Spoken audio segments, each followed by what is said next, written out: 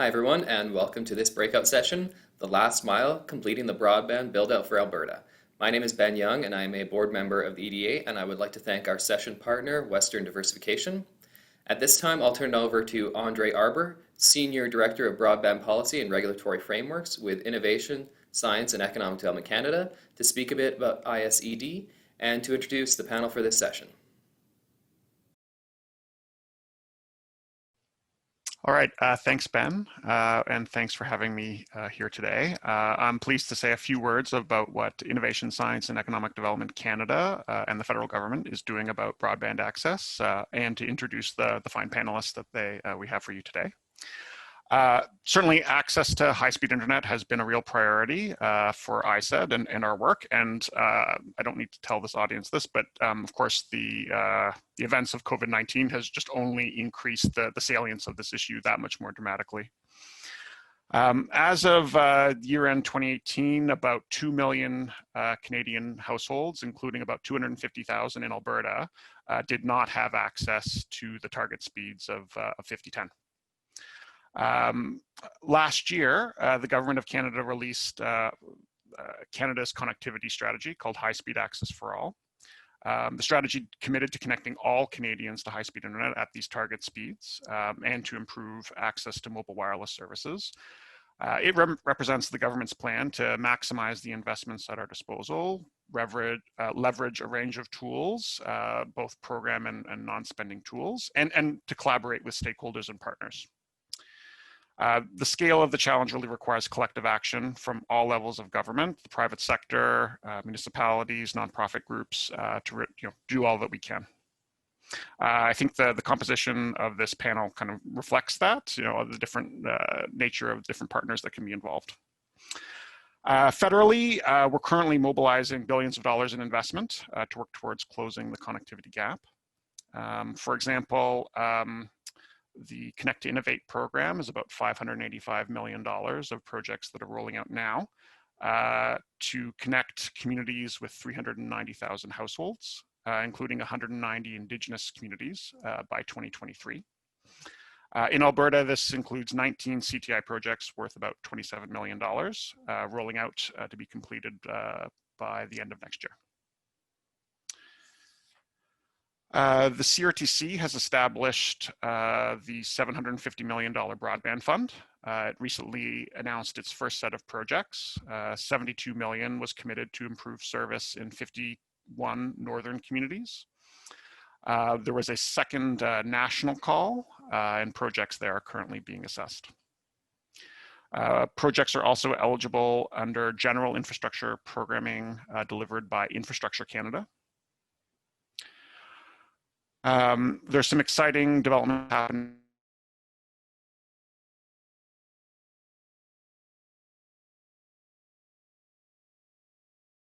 and investing up to $600 million to secure low Earth orbit satellite capacity to reach the most remote communities across Canada. Certainly, much more is needed to be done and faster.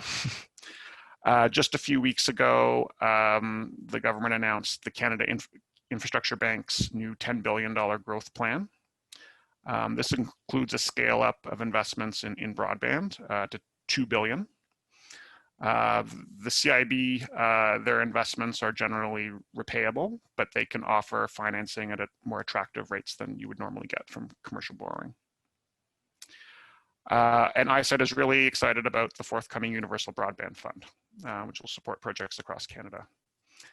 The recent speech from the throne indicated that the ambitions of the program were being accelerated under the Build Back Better theme, which aims to build a stronger and more resilient Canada.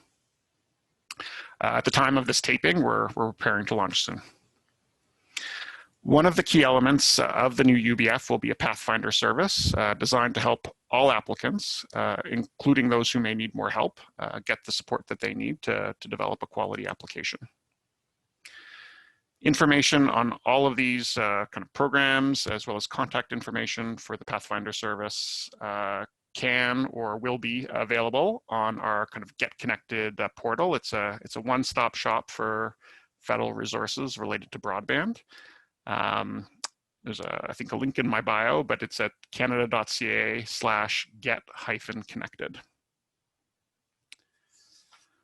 Also on this website are new tools for collaboration. There's a new an improved national broadband map. It's a searchable map that individual Canadians can enter their address in, but the data is also downloadable for potential applicants to help plan their projects. Last winter, we revamped it to have much more granular data, down to a very fine resolution.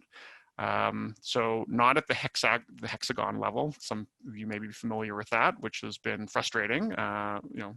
So the new data has resolution down to about 250 meters around road lengths, and we've had a really great reaction to that for applicants to plan their projects. There's some other actions that ISED are taking as outlined in the strategy. This includes actions via our spectrum management responsibilities. Spectrum, I think as people know, this is the airwaves essential for wireless services. So more spectrum is being made available, and measures are being taken to make that spectrum more accessible in rural and remote areas. This includes smaller license tiers and reform of fees for backhaul to wireless towers. I also wanted to take this opportunity to flag a topic that's really important for efficient broadband deployment, and this is access to something called passive infrastructure. Passive infrastructure is telephone or utility poles, it's underground ducts, rights of way, that sort of thing. This is the physical infrastructure that's really critical for a broadband deployment. And actually, the bulk of the cost for building out a broadband network is not fancy electronics. It's this kind of nuts and bolts kind of civil engineering. Efficient access to this infrastructure can make the deployment a lot cheaper and a lot faster. These assets have a split jurisdiction across all levels of government. Federally, the CRTC, the sector regulator, currently has a review ongoing of federal rules to see where measures can be taken to improve the speed and cost of deployment. However, given the multi-jurisdictional nature of this issue, municipalities and regional governments have potential to move the needle in this space to help accelerate build out and lower costs. Overall, we appreciate that time is really of the essence. This is a critical service for the health and vibrancy of rural and remote communities across Canada and in Alberta. We really look forward to launching the UBF soon and continuing to work with our partners to close the digital divide. And personally, I'm looking forward to the panel discussion we have set for us today. Coming up, we have Peter Casarella, who is the Executive Director of the South Grow Regional Economic Development, an alliance of 26 cities, towns, villages, and counties in South Central Alberta that collaborate together to improve the local economy. Peter is an accomplished communicator with 3 post-secondary degrees and is passionate about what he does. He has participated in broadband initiatives at both the provincial and federal level through the RMA and the Canadian Chamber of Commerce, and is one of the authors of the recently released cost-benefit analysis of Alberta Broadband. Other areas of focus that he works on are marketing the agri-food economy of Southern Alberta and renewable energy. Bob Dryda has worked in the rural broadband landscape in Alberta for the past 6 years for Alberta Southwest REDA, ONET, and most recently Waterton Community Broadband Network. His roles have included researcher, consultant, community relations, and translator. He helps elected officials and administrators understand what options are available for bringing improved broadband to their rural communities. And Bob is owner of Breakthrough Leadership Coaching and offers coaching, facilitation, and consulting services. Craig Dobson has over 35 years of professional experience in the ICT industry, specializing in research, strategic technology, and business development.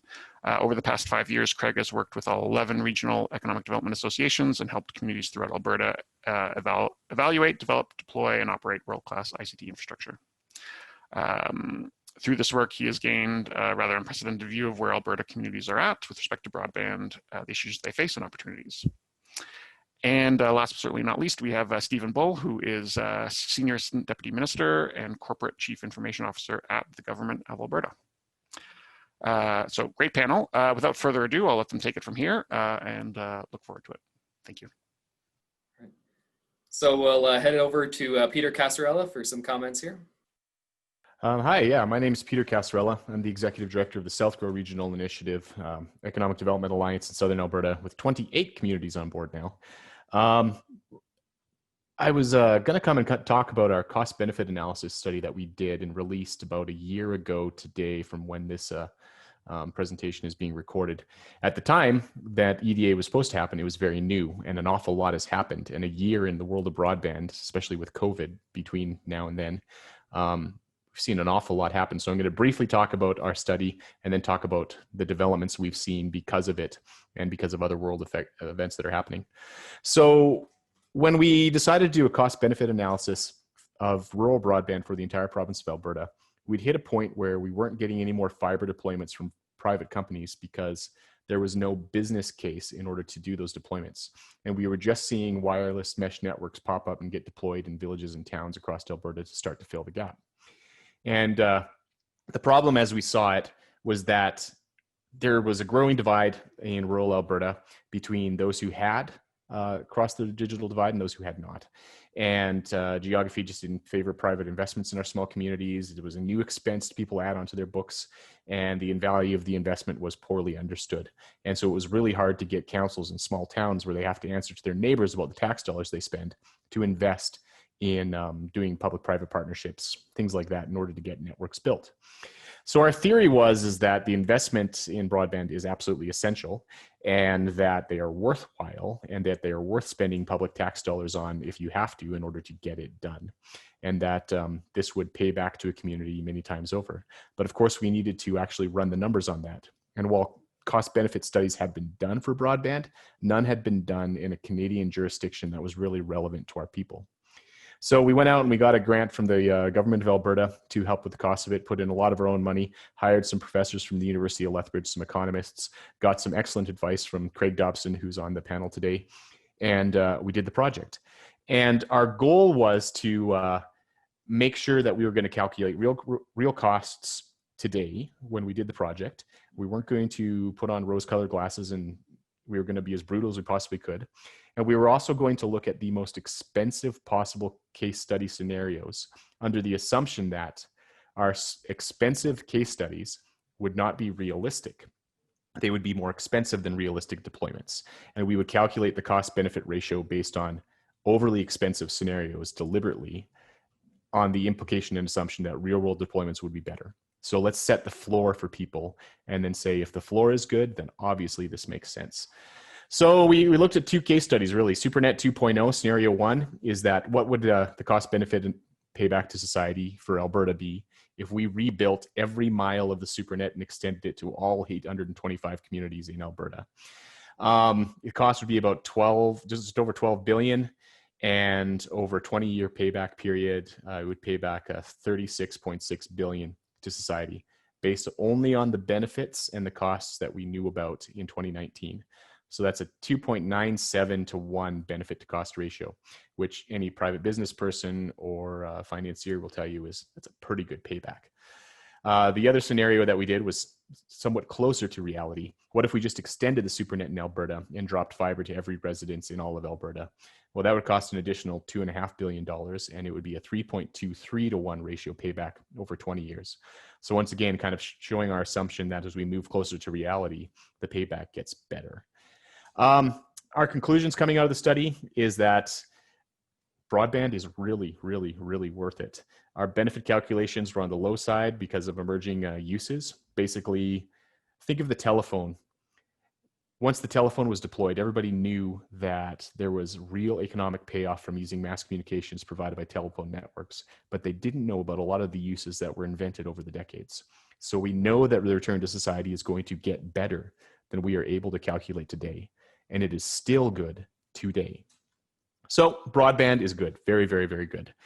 Now, over the last year, a lot of things have developed to really accentuate the need to get this done and driven home the lessons that we've pulled out of our study.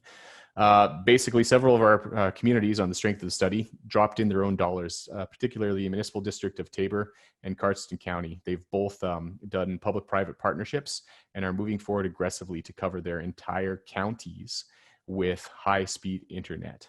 Cardston County is on a multi-year timeline to get that done, and it looks like the project is going to be upgraded even further, and they will achieve faster speeds than initially envisioned through their public-private partnership.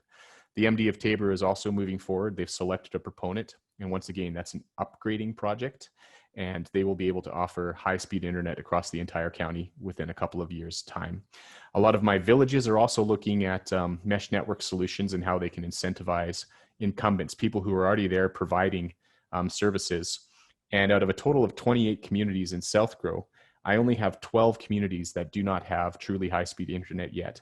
And I've got viable solutions and a roadmap for every one of those communities.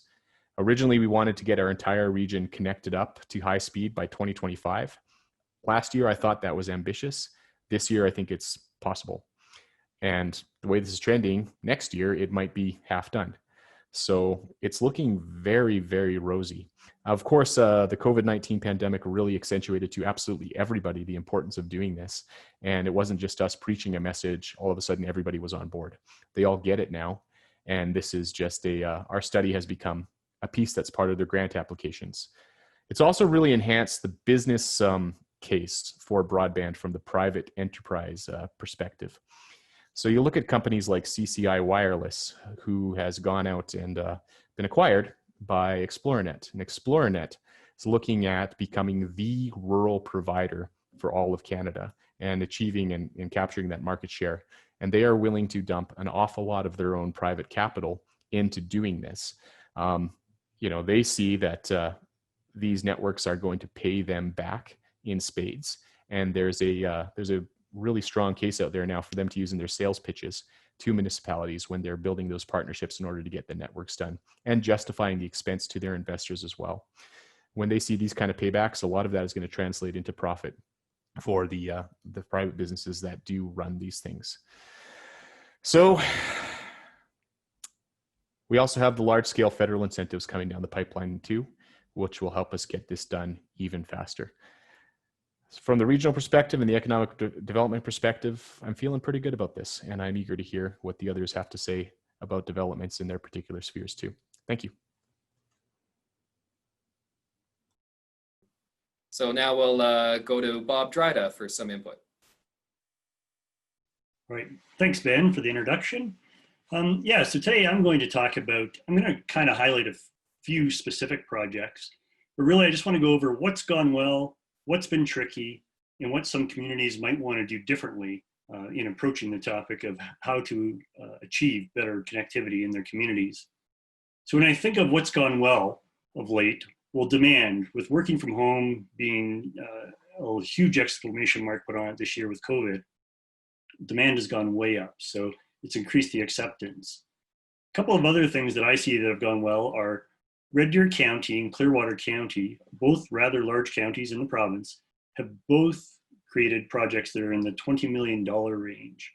And I think the importance of that is it helps to create acceptance and normalize the investment required to do these type of projects. So I see those as two big positives that have happened recently. I also want to point to the village of Hythe up in northwestern Alberta, a small village population of just under 900 people. And within about an 18-month time span, they went to RFP for a fiber to the home project. I participated in that, so I have some awareness of it. We were not successful. However, they had 3 very qualified proponents in that RFP, so they had great selection. They were able to choose basically a local provider, and they've already connected. The whole town has been already built out, and they've already lit up the first subdivision there. So in a relatively short amount of time, they were able to move quickly. And I also want to kind of highlight that they've done that even though they were going under a viability review this year with municipal affairs. They still went ahead with all this and made it happen, which I think is really neat to see.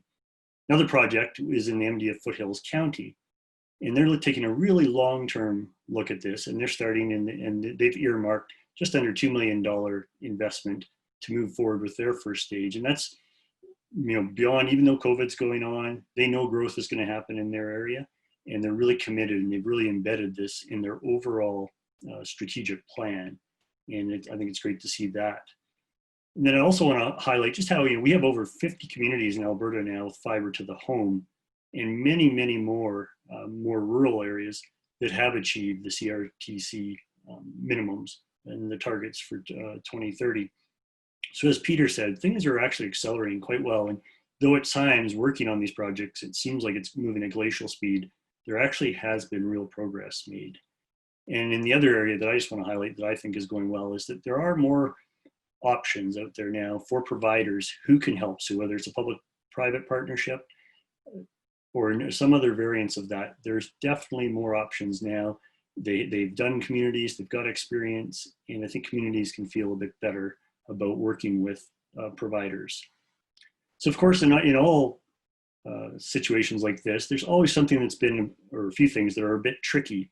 So I want to just go over those. And I'll say on the tricky side, demand comes up again, because now it's everything from home. We've had to go from our normal lives of sending kids to school, working in offices, and now all of a sudden this year, everyone was at home at once trying to do online schooling, working from home, and juggle all of that. So I think that's been, we can recognize it's been tricky for many. My experience, reliable partnerships can be a bit of a challenge. There's times where, and that was sometimes with the municipality with the service provider, or even between service providers, where the partnerships just weren't as solid as one would like. So I think that's an important area to ensure we have good agreements in place to create win-win scenarios. Leadership changes, this also impacts it. I'll include the election cycle in here. Deploying broadband has never been a fast process. And so any leadership changes, and this can be both in administration or at the council level, or I've even seen it in existing builds where the operating side of things and the board that is responsible for that, when there's changes there, it can have quite dramatic effects on how those operations continue, or perhaps future growth plans are scaled back because of those changes. And then lack of strategic alignment, I think this is the most common one I've seen in my time, is without you having a broadband project aligned with your overall strategic plan for your municipality, as soon as they hit a snag for some reason, there's some barrier, it would often slow it down or possibly even derail it. So I think it's really important to have it anchored somehow in your mission, your vision, and make sure your objectives and goals, it's embedded in all of that, so that whenever you do reach a point where like, oh, this is, we didn't plan for this, this was unintended, you can go back to your overall strategic plan and remind yourselves of why we're doing this, why it's important. So I think that's a big one. Waiting for someone else to solve it can be a bit tricky. And I think it's totally viable in some instances for communities to do that. But you can still play an active role. And as Peter said, you can be helpful in how you can make that happen. So you don't have to be the lead on it, but at least be cooperative and try to help it, because it's your constituents who are really going to want it. And if you're not willing to take the lead on it, then at least be helpful to make it happen. Another tricky part, inability to collapse time. So often I've seen these projects drag out over many, many years, and it's just a real challenge. And sometimes it's because we're waiting for the next best day, we're waiting for the next best funding, or funding's announced, these big programs, but it takes them years before the actual money is deployed as well. And that's a real challenge, and that's what drags out. And sometimes this is, you add in leadership changes that occur during that time, it's really challenging.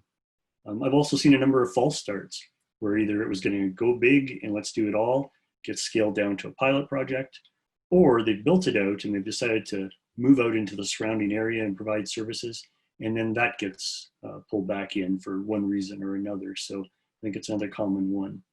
And then I'll just speak to overall funding. I think for municipalities, this year has been challenging in that they're seeing more costs that are being downloaded to them. In addition, they're having challenges collecting revenue.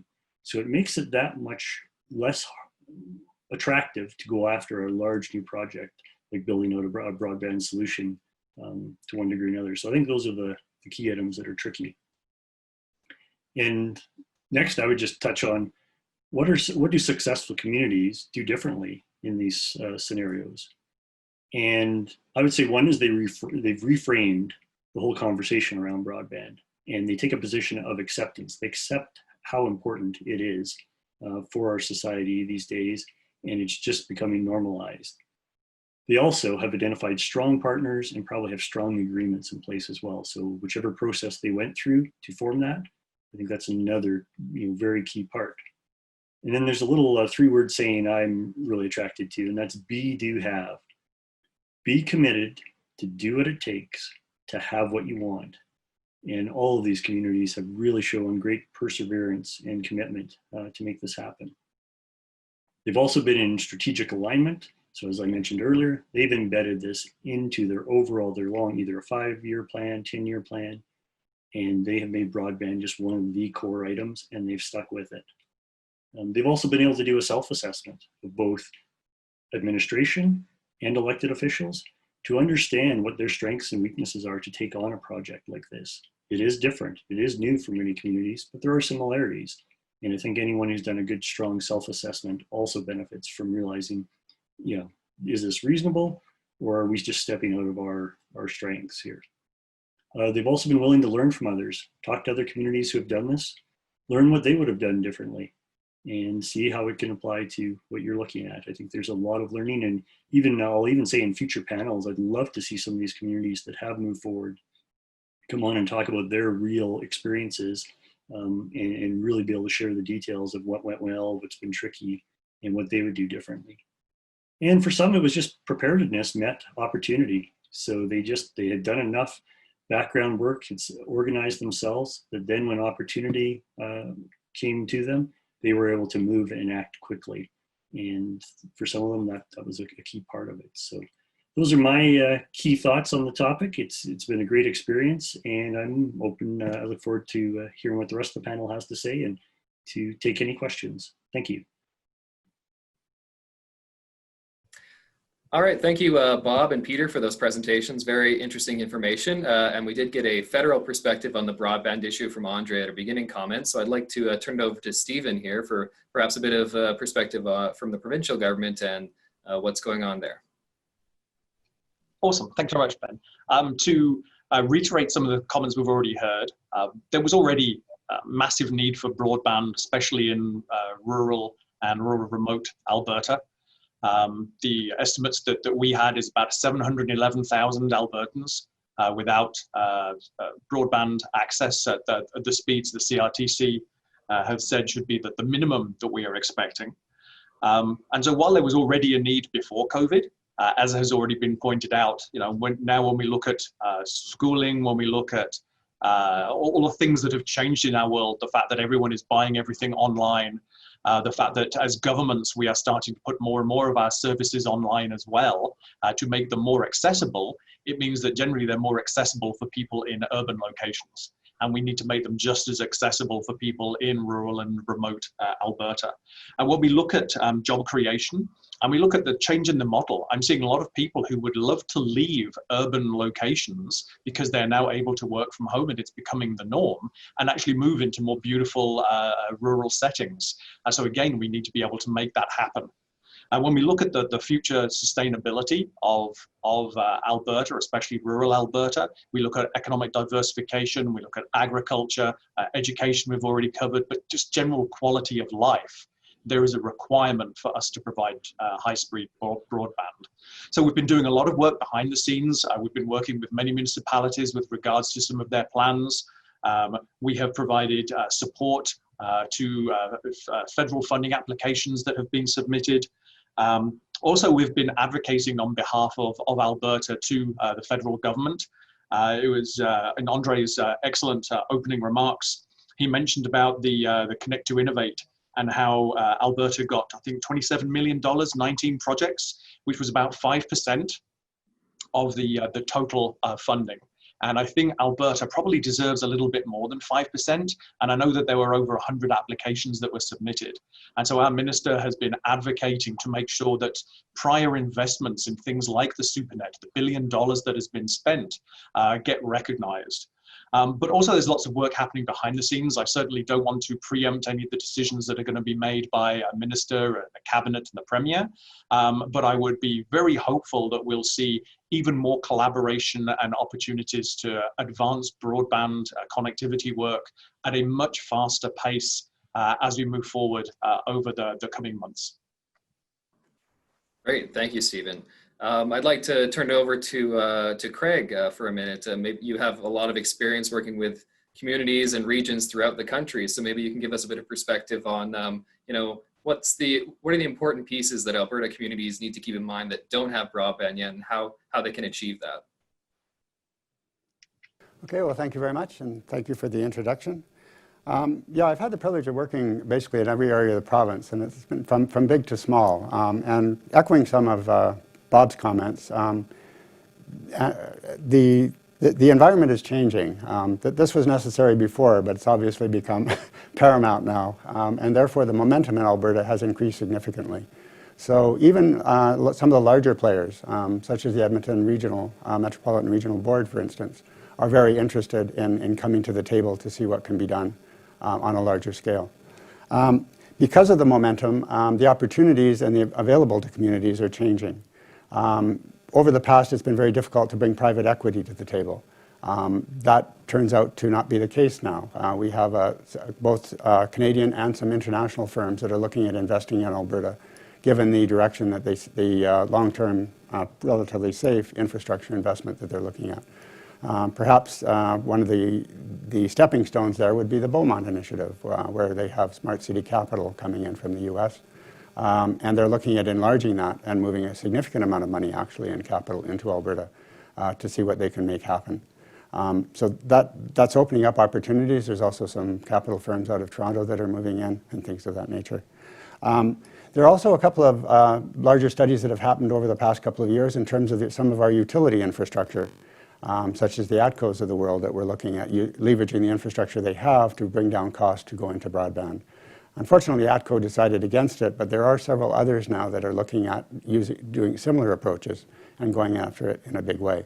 And as we mentioned earlier in the conversation, the civil works are easily the most expensive, particularly in rural areas. They can exceed 80–85% of the cost. So if we can actually reuse some of the existing infrastructure, we can actually be quite disruptive in terms of the communities that are available.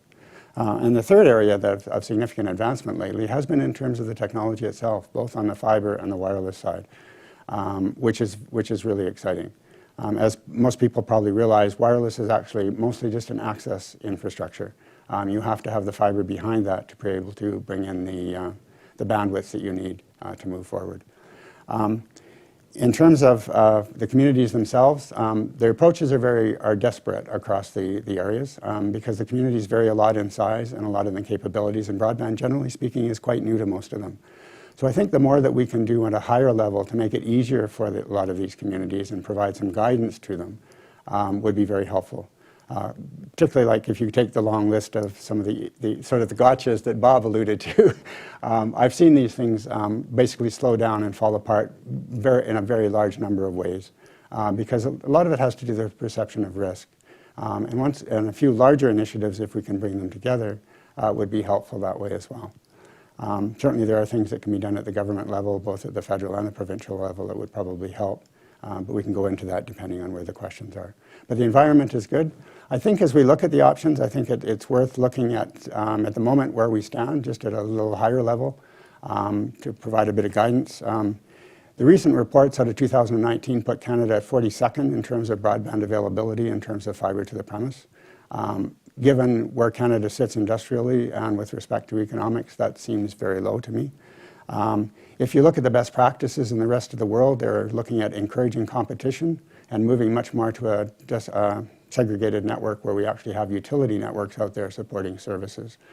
If you look at the capital infrastructure, building one infrastructure in the rural areas makes a lot of sense. In a lot of the communities, one in particular that I'm working with, southeast of Alberta, there is an overabundance of tower infrastructure, but nobody has sufficient market share to actually provide the 51 by 10 services that are required.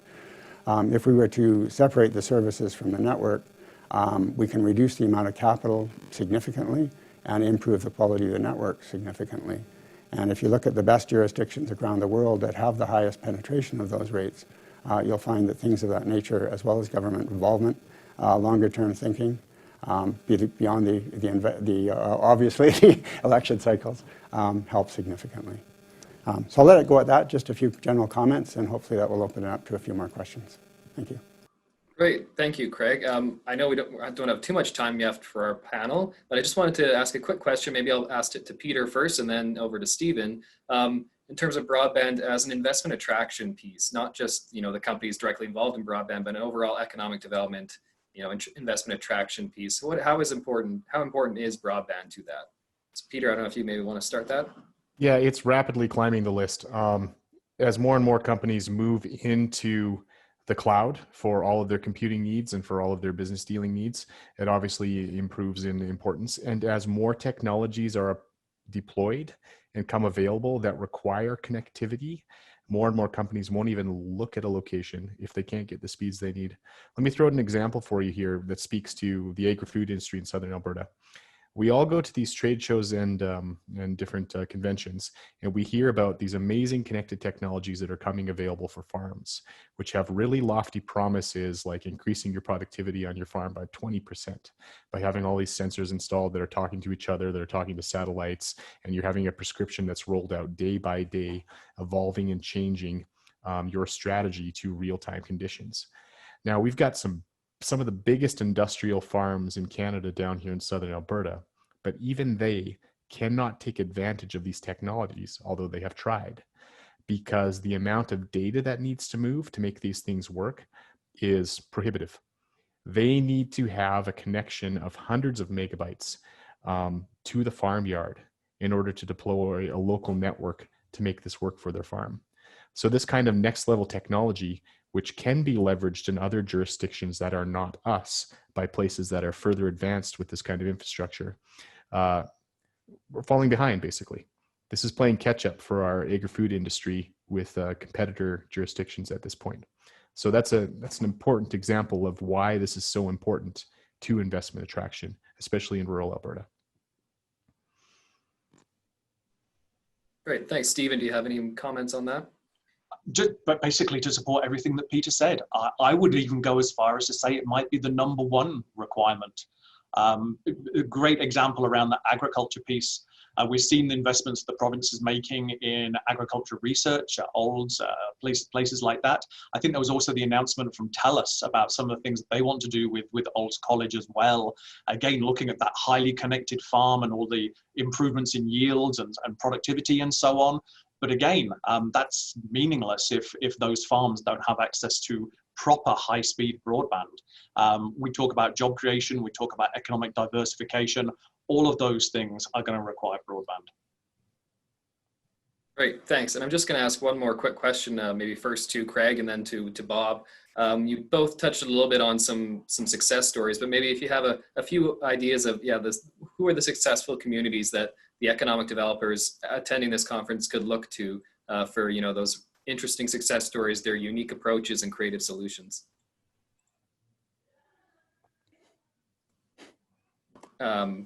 Craig, do you have any ideas on that one? Sure, I can go first. Yeah, I think it's been said that we've said it at a number of the sort of get-togethers. The issues that you have, and to a large extent, are sort of 80 to 90% social and 10% technology. We have the solutions out there, and we can easily do the economics and provide various business models and ways that they may work. A lot of the issues I've run into, being an engineer, perhaps I'm not the most social person around, but has to do with the interaction between communities. Putting in broadband infrastructure is a bit daunting, and there's certainly some advantage from an operational perspective in particular, but also from a capital perspective for scale. If you were to look at the new offerings from the Canadian Infrastructure Bank, for instance, they require much more of a regional play. Their minimum deal size is typically about $100 million for their component, although they will go down to 20 if they have to. If we wish to bring communities together and access that type of funding, we need the communities to work together in a big way. And there are mechanisms to do that. There have been very successful ones demonstrated, say, in the Maritimes through iValley, et cetera. But a lot of the cases have to do with getting communities on to buy into the longer term vision and then work together to do that. And because of the asymmetry between the revenues and the costs between rural and urban and things of that nature, as well as in some cases the competitive nature and some of the other issues that communities face between them, that tends to be an interesting proposition. Great, thanks. And Bob, do you have any comments on some of those, successful stories, the creative solutions some communities have approached?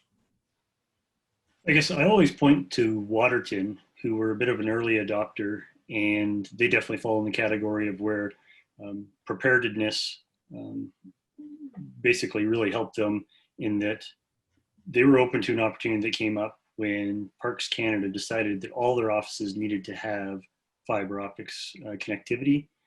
They very quickly went to council and said, hey, why don't we ask them if we can jump in the trench with them basically when they're plowing, and this could be really, really reduce the civil costs that have been mentioned already. And from there, they built it out. It was still slow. Again, when I talked about collapsing time earlier, in hindsight, I'm sure they wish they would have done it, could have done it sooner. Variety of barriers that they faced. And then they have started to offer those services outside of the community as well now. So they didn't start with that in mind, but they have responded and started feeding their services out in the surrounding community. So I live in the municipal district of Pincher Creek, which borders Waterton on one side, and Carson County does on the other side. And both areas now have a service that is fed from Waterton. So for any community looking to do it from this stage, just starting out, I'd say start with that in mind right out of the gate, whereas Waterton did it as a bit of an afterthought, which is fine. It's still great to see them do it. Any new planning community, I think, should look at its neighbors and say, how can we work together? How can we create a win-win? It will really help their business case. Right, thank you. Thank you so much to Peter, Bob, Craig, and Stephen for your presentations and comments. And again, thank you to Western Diversification for sponsoring this session. At this time, I'd like to invite all of you to a live Zoom Q&A. All you have to do is click on the link on your screen, and we'll see you there.